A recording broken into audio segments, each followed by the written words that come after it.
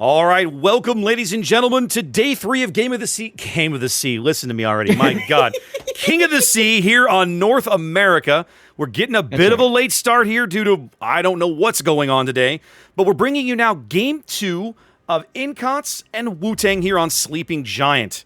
NCOTS bringing Vermont, Ohio, Venezia, Moskva, Nevsky, and Petro, whole lot of Russia, fronted by Gearing, Daring, and Kleber. Zath, what's WUTNG got cooking? Yeah, well, these guys ain't nothing to F with, as you know, bringing with them in Ohio a Schlieffen. So this is the second time we've seen a Schlieffen now. Awesome. For cruisers, we've got Moskva, we've got Petropavlovsk, and we've got WUTNG. Now, this is the first time I've seen a WUTNG in King of the Sea, so cool. And then we've got Marceau, Shimakaze, Vamp Deuce, and a Yu Yang. Already lots of early contact going to be about here. Indeed, I would say already into the A cap is a Hughes Marceau for WUTNG as they're pushing 2 destroyers to mid, presumably a radar Yang. That is correct. And how do you say it, Zath? You're going to yell at me if I say it wrong. The Vampire Deuce, Oscar, whatever. And then Barchetta's Shimakaze making a play over here at C, outspotting Epic's Kleber and forcing him off the cap. Both French cruisers made, hard speed for the opposite flanks there, and one succeeded, the other did not.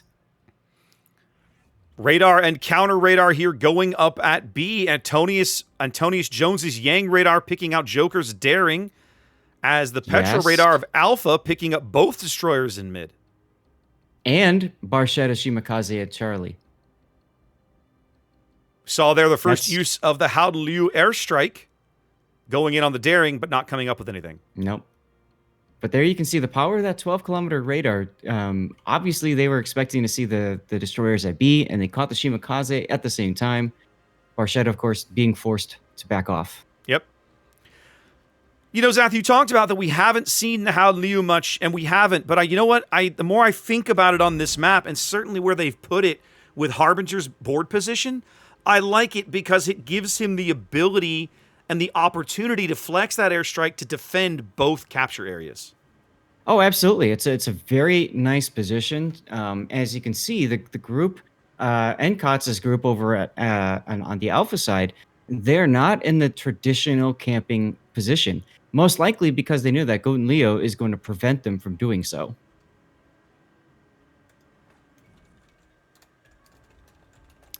Joker's trying to go back into B cap as one of the destroyers for TNG is lit. Antonius is lit. Actually, they're both lit. Hydro? They're both lit right now. They're opening up, yeah. I think they're on. Are they on Striker's Hydro? Maybe.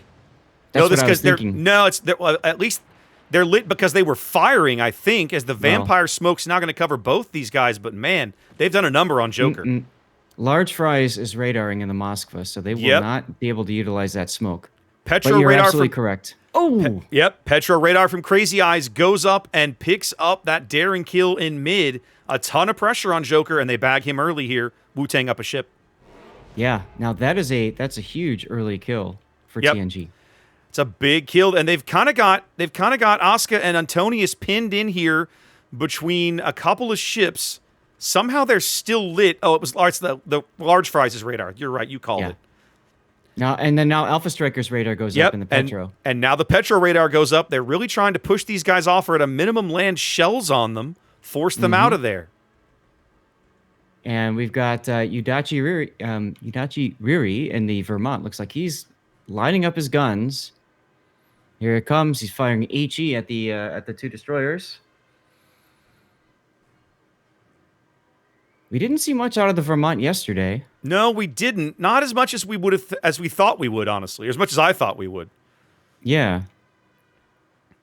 No, NCOTS using the radar to push Barchetta's Shimakaze back off the cap, but he's going to be able to turn around now and keep Epic out from capping C or making many inroads there simply because he outspots him. In the meantime, if you look at it, NCOTS looks to be fixing to counter push into A cap. With the Gearing and Venezia both turned south. Nevsky, though, looks like he might be rotating mid. It's hard to tell you. Nope, he's ducking south. Oscar's Vampire has been very slow to get back into me. I'm kind of waiting for this. In fact, by the time he gets in here, he's waited Radar's long. up again. Yeah, he's waited long enough that Large Fries' radar is going to be up once again. So we'll have to see if he's able to bag this B cap or not. It's a 300-point lead for WUTNG right now. I mean, things look really good for them.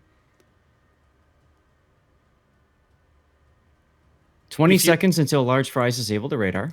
If you're NCOTS, you have to be thinking, okay, what are we going to do to make a play? And I'm with you, Zath. It looks like A is the attempt here. Mm-hmm. Hiu firing some torpedoes towards the gearing. Bloody Colonial. Pucker up. He's good to go, and I think the Venezia might... Venezia's going to take one in the bow. I don't think he can dodge that first one. No. There it is. Bloody Colonial now putting out his smoke. He does not realize there's more torpedoes coming right for him. Fries' radar is ready, but he doesn't pop it, and they cough up the B cap as well, closing it on a 400-point lead here for WUTNG. Bloody is detected now. He's going to reverse. Just barely dodges that torpedo. Wow. Most people, when they get radar, they instinctively hit W 4 times. If that had happened, Colonial probably would have been heading to the bottom of the sea. Petro radar is going to push Colonial off the cap as the Howden Liu airstrike goes in on Zenny's Venezia behind him. And you see now the second Howden Liu airstrike going in. Mm-hmm. Also on the Venezia. That's right. And since he's reversing, it's pretty easy to line up that drop, and you can see the result. Some solid damage there. A good 8 or 9K. 450-point lead and climbing here for WUTNG. NCOTS very firmly on the back foot, trying to find a way into this game.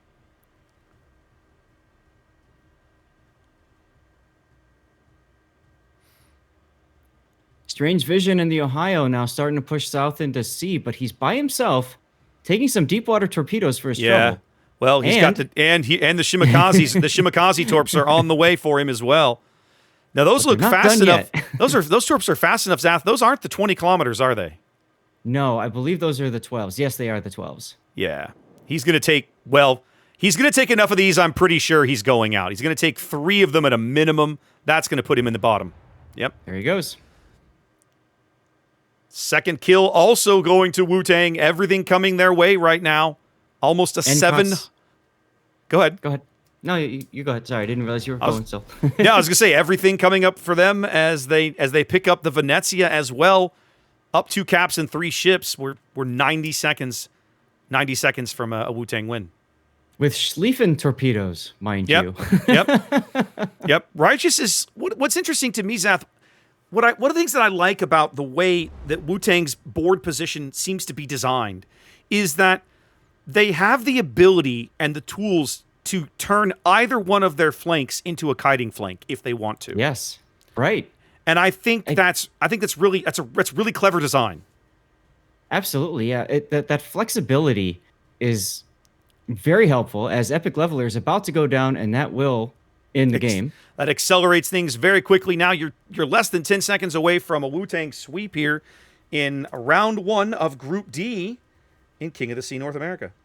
Yep. That flexibility, though, to relocate, to change between push and kite is huge. Yeah. So, I mean, hats off to WUTNG for putting that together. A solid strat, an end-to-end victory. Very convincing here. WUTNG walking away with the win. That's right. Which reminds me, I have to set